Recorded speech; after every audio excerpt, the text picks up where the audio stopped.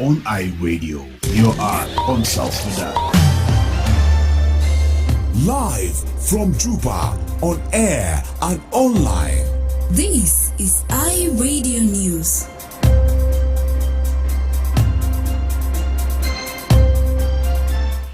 Hello, this is iRadio News, but first here are the headlines. The special court has adjourned Dr. Riek Machar trial to next week, Monday, to allow the parties significantly time to prepare for the upcoming session, enable the court to review the written submissions and allow the public to go about their day-to-day activities without disruption. The public prosecution has objected the participation of two defense lawyers representing First Vice President Dr. Riek Machar and his co-accused, urging that the lawyers are not in good standing with the South Sudan Bar Association. Authorities in Kajukeji County are urging both the South Sudanese and the Ugandan governments to release the findings of the Joint Investigation Committee tasked with probing last month's deadly border clashes. These stories and more coming to you in this news bulletin with me, Diko Andrew. Now the news in details.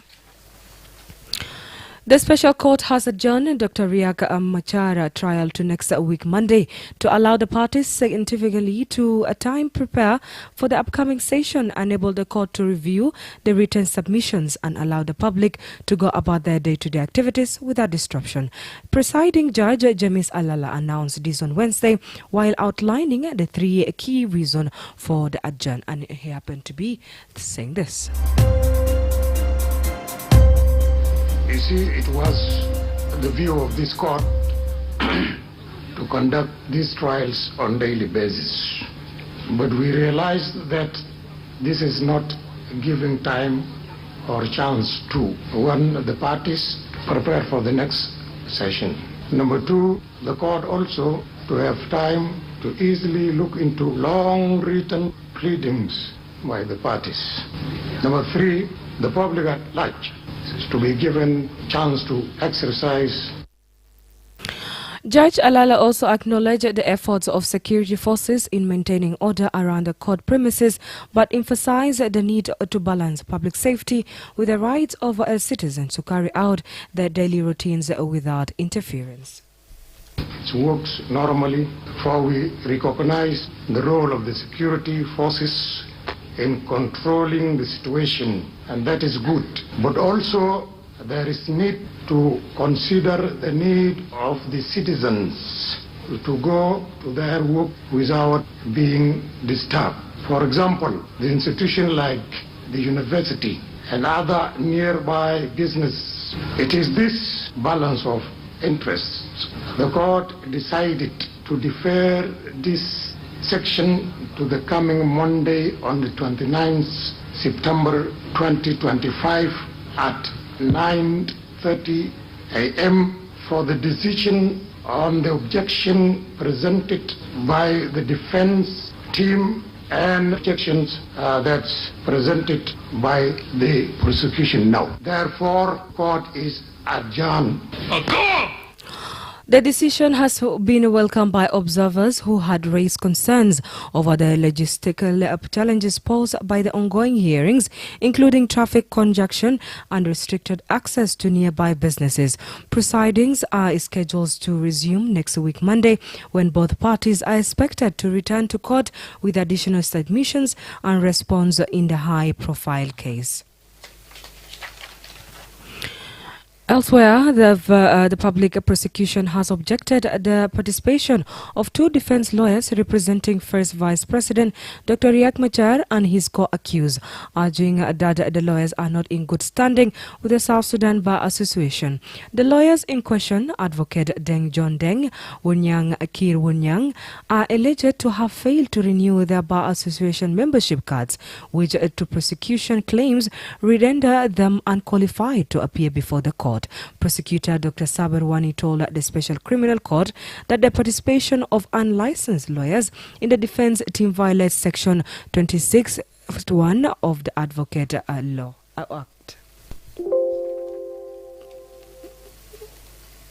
Honorable Court, we do have objection on the appearance of some advocate with the defense team who are not licensed, and this is a clear violation of the Advocate Act, Section 26, Sub 1, which read as follows: an advocate shall renew his or her license at the end of January every year. Failure to renew his or her license, the license shall be deemed to have been suspended until renewed. And these advocates are as follows: Advocate Deng John Deng and Advocate Urnyang Kir Urnyang. Therefore, the prosecution is requesting those advocates to be sent out of the defense team until they regularize their license. Responding to the objection, defense lawyer Kur Ulual urged the Special Criminal Court operates under exceptional procedures and is not strictly bound by Bar Association requirements. He cited Article 182 of the Criminal Procedure Code 2008, which according to him gives the court fully authority to accredited lawyers chosen by the accused regardless of the Bar Association status. Lual further urged that non-renewal of bar membership is a procedural matter that does not invalidate the lawyer's license to practice or their right to represent clients in court. The defense urged the court to dismiss the prosecution objection and allow the accused to be represented by the legal team by their choice. أن هذه المحكمة الجنائية الخاصة تتمتع بإجراءات استثنائية ويملك قضاتها السلطة المطلقة في اعتماد المحامين الذين يختارهم المتهمين، وهذا ما أكدته أحكام المادة 182 من قانون الإجراءات الجنائي لسنة 2008. وبناء على تلك النص فإن المحكمة الموقرة السلطة الكاملة في منح الإذن للمحامين المذكورين للترافع دون الحاجة لموافقة نقابة المحامين، وأي اعتراض على ظهور المحامين المخولين يمثل انتهاكا مباشرا للحق الدستوري في الدفاع، بل وندفع عدم تجديد العضوية من النقابة لمن يحمل رخصة ممارسة المهنة غير جوهري ولا يؤثر على حقهم في الدفاع أمام المحكمة الخاصة. نلتمس من المحكمة الموقرة رفض الاعتراض المقدم من السيد المدعي العام بمنع ظهور المحامين لما يمثله ذلك من انتهاك للحق الدستوري والدولي في الدفاع، السماح للمحامين المكلفين من قبل المتهمين بترافع في هذه الدعوة. Elsewhere, authorities in Kajukeji County are urging both the South Sudanese and Ugandan governments to release the findings of the Joint Investigation Committee tasked with probing last month deadly border clashes. Last month, the two countries established a 14-member joint committee following a one-day working visit to Juba by Ugandan military chief General Mozi. During his visit, General Mozi met with President Salva Kiir, Vice President Benjamin Bolmel, and South Sudan's Chief Defense Force General Dao Nyol. The two-sided agreed to launch a joint investigation into the border skirmishes that occurred on July 28th in Nyaying Muda, Boriboma of Kangakubutu, Payam, Kajukeji County. Similar, a Greater Lakes expanded joint verification mechanism visited Kajukeji and Ugandan's Moyo and Yombe district to investigate the border dispute. Since then, no report has been made publicly, and promoting Kajukeji County Commissioner Wani Jackson Mule to call for a speedy resolution for the border dispute, and he happened to be saying this. We want to request the Juba and the Kampala to release the report so that let us know about the resolutions they pass in Google after their visit, so that we will know the new course of action. What should we do? If we see the report and the recommendations, then we shall be able to have meetings on both sides and then begin working on the implementation of the new resolutions. But up now, they are not releasing these resolutions to us, and they cannot do something on our own because we need to wait from their final report. The July border incident reportedly involved an attack by the Ugandan People Defense Forces (UPDF) on a South Sudan People Defense Forces (SSPDF) detachment, resulting in the death of 5 South Sudanese soldiers. According to the Commissioner Mule, the clashes displaced more than 15,000 civilians, many of whom have yet to return to their homes due to insecurity and presence of the military forces near civilians areas. Commissioner Mule also appealed to internal displaced persons to remain patient and continue farming activities while awaiting the final resolution from the two governments. He stressed that the Joint Committee should issue new directives, particularly the relocation of troops away from civilian settlement to enable displaced residents to return home permanently. But I want to still request the IDPs that let them continue harvesting their crops and let them continue enduring with us until when the final resolution for them to return back will be obeyed to us. Definitely tiresome because you're moving from a long distance walking, and then before you reach you access your farms, and then you walk for a few hours and then also begin traveling back. It will be very disturbing. But of course there is no way out now until the situation is reversed.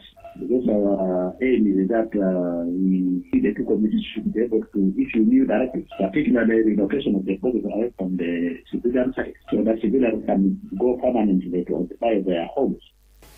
Local leaders and residents are hopefully that the publication of the report will mark the beginning of a peaceful resolution to the border dispute and lead long-term stability in the region.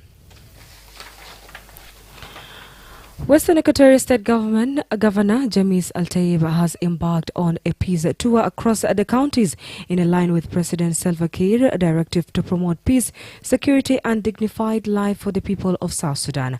Governor Al-Taib began the tour in Anjara County on Tuesday, where he addressed residents at Nyumba Parish. During his visit, he emphasized the need for unity, reconciliation and sustainable peace in the region. Governor stresses the lasting peace is a key foundation for development and coexistence among communities, especially in a region long affected by instability. And he happened to be saying this. أنا اليوم أمام جمهور ولاية غرب الاستوائية في بيت الرب المسمى والمعروف أبروشية نماكو مقاطعة أنزارة. أنا جيت بتوجيهات من رئيس الجمهورية من أجل السلام والأمن والحياة الكريمة للمواطن بتاع غرب الاستوائية. 3 حاجات: السلام، الأمن، والحياة الكريمة. دي أول رسالة بتاع السيد الرئيس الكلاموني بيو عشان نجي نشتغل معكم. Western Equatoria State has been grappling with multiple challenges, including intercommunal violence, child abductions, forced recruitment by armed groups, human rights abuses, and large-scale displacement. Al-Taib urged citizens to support peace-building efforts and contribute to the broader goals of recovery and development. Lastly, the Commissioner of Ju River County in Western Bahar Ghazal State has called on local communities to refrain from violence and promote peaceful coexistence with neighboring states as the dry season approaches. Commissioner Santino Manoj Aked, who addressed residents of Alel Athon, a border area neighboring Warrap State near Kwajok Town, said maintaining peace is important, especially during the dry season when intercommunal tensions and criminal activities tend to rise. He assured the community that any existing dispute will be addressed through dialogue and called on all community members, including chief, youth and women, to avoid getting involved in any form of conflict. Commissioner Ketch also called for peace relations with other neighboring communities, including Abug, Tonj, Northern Bahar Ghazal State, and Yambio in Western Equatoria.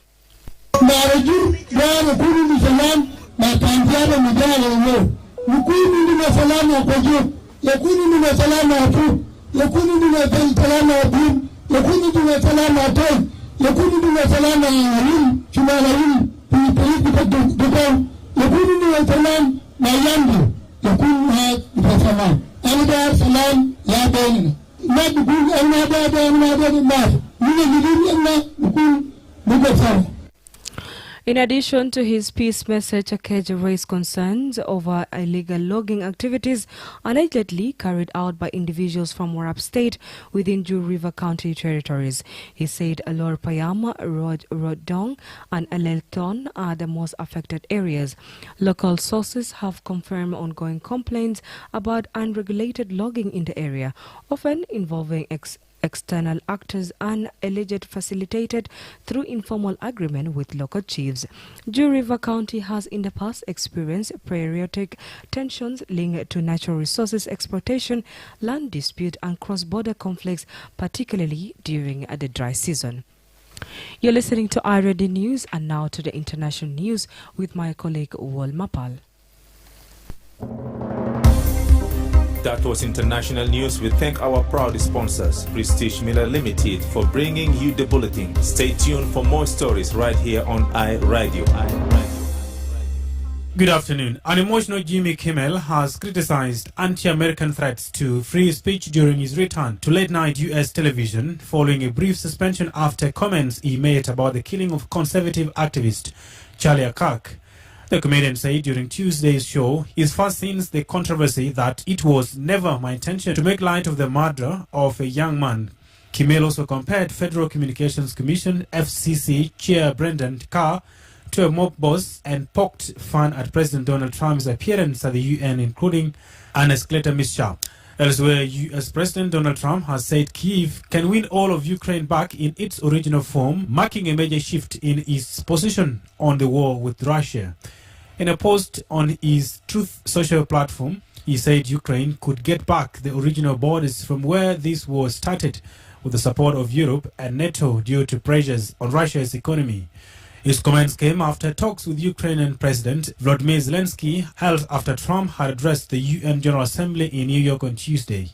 Trump has repeatedly expressed his desire to end the war, but has previously warned that process would likely involve Ukraine giving up some territory, an outcome Zelensky has consistently rejected. And finally, China has evacuated nearly 2 million people from the southern province of Guangdong as Typhoon Dragasa draws closer. At least 15 people have died in Taiwan after a lake burst, causing severe flooding in the east. Geologists describe it as a tsunami from the mountains. Dragasa has weakened from super to severe typhoon status, but remains highly destructive with top winds of 241 km per hour. The typhoon did not make landfall in Hong Kong, but left 62 people injured after it scattered the coastline, unleashing powerful winds and heavy rain. That's all from the regional and international stories. Back to you in the studio. From the national events to stories that shape our world, it's time for international news brought to you by Prestige Miller Limited. Thank you so much, Wal Mapal. Up next is Sport News with Darlington Moses.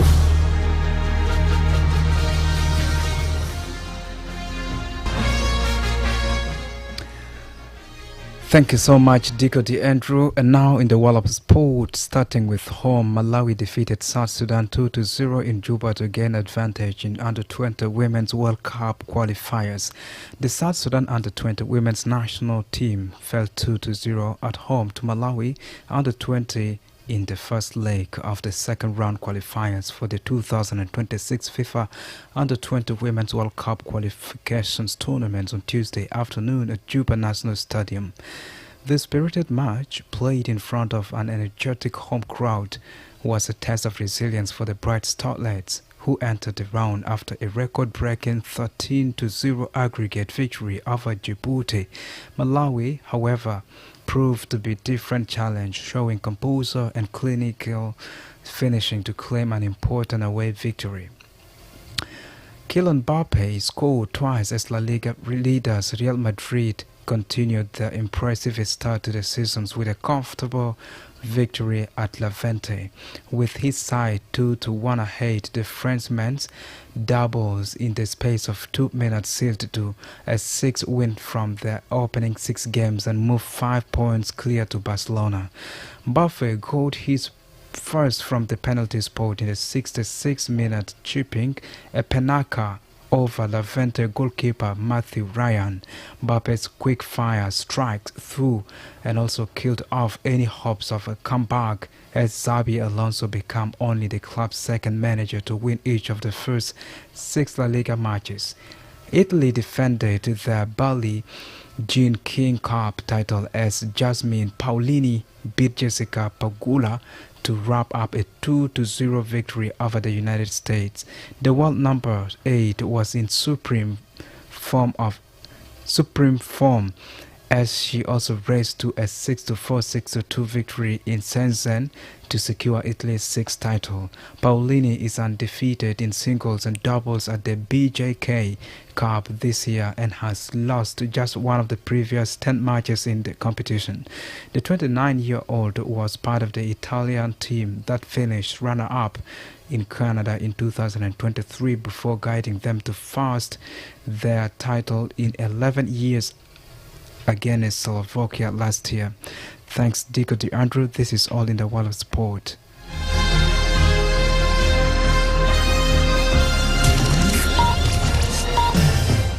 With that being, we came to an end with our local, international and sport news, but let's remind ourselves with the headlines.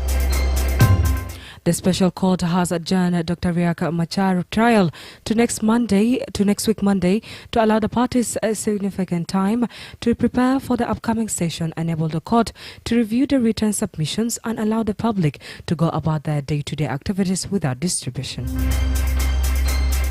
The public prosecution has objected the participation of 2 defense lawyers representing First Vice President Dr. Riek Machar and his co-accused, urging that lawyers are not in good standing with the South Sudan Bar Association. Authorities in Kajukeji County are urging both the South Sudanese and Ugandan governments to release the findings of the Joint Investigation Committee tasked with the probing last month deadly border clashes.